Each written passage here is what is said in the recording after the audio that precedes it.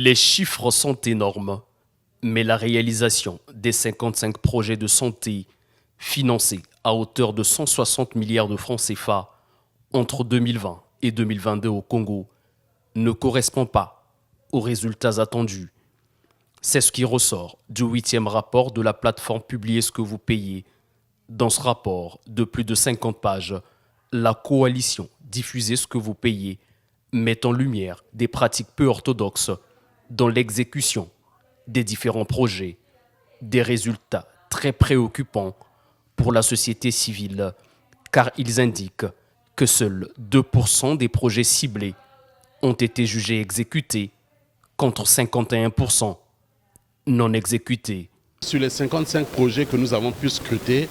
globalement, si on parle de 160 milliards, n'est-ce pas, de francs CFA pour tous les projets qui concernent la période 2020, 2021, 2022, sur ces 160 milliards, nous estimons à travers la démonstration que nous avons faite, c'est-à-dire qu'il y a très peu de projets qui sont fonctionnels aujourd'hui.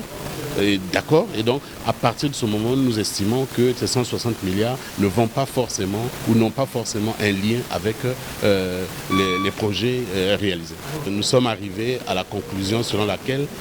il y a véritablement un écart entre les projets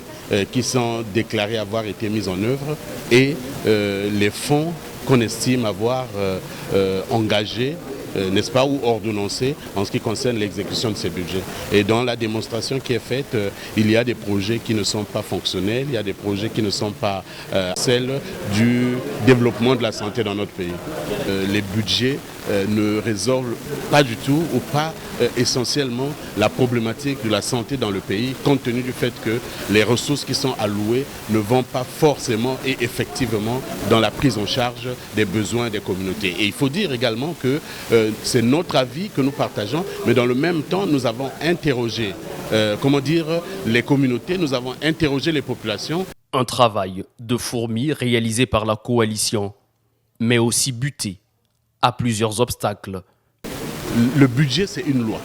d'accord? Et par définition, une loi est d'essence publique. Et malheureusement, les lois chez nous, ou cette loi budgétaire n'est pas toujours disponible et ça pose des problèmes. Voilà pourquoi nous avons estimé qu'il est utile que le gouvernement puisse travailler dans la perspective de mettre en place une loi d'accès à l'information du public pour garantir effectivement que,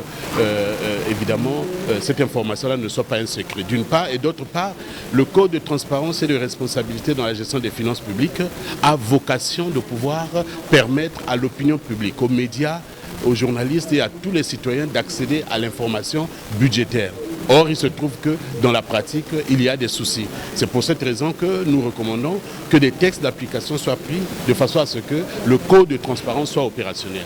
Mais principalement, nous estimons qu'il y a un vrai problème en ce qui concerne, l'accès à l'information du public, aux informations qui doivent naturellement être des informations disponibles dans le domaine public. Le rapport épingle aussi l'échec du gouvernement dans l'exécution de la politique de gratuité du traitement contre le paludisme et de la césarienne. Les données font état de seulement 17% des femmes enceintes. Les données font état de seulement 17% des femmes enceintes qui ont bénéficié de la gratuité du traitement du palu et 6% bénéficiant d'une césarienne gratuite. Et les populations ont partagé leurs ressentis, en particulier par exemple sur la politique de la gratuité, en rapport avec les femmes enceintes malades du paludisme d'un côté et la gratuité en ce qui concerne la césarienne. Là, on peut voir que les personnes qui sont concernées et qui normalement devraient avoir profité du décret qui met en place cette gratuité,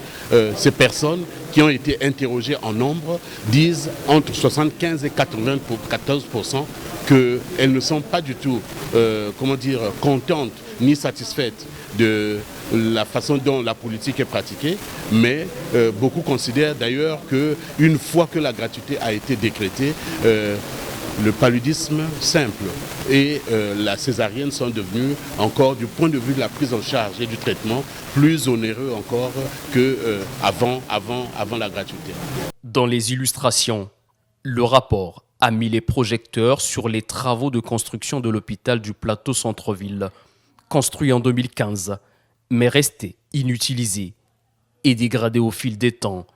mais aussi la réhabilitation du Centre national de transfusion sanguine de Pointe-Noire et la construction du CECI de Kinsaka dans le département de la Bouenza, restés à ce jour non exécutés.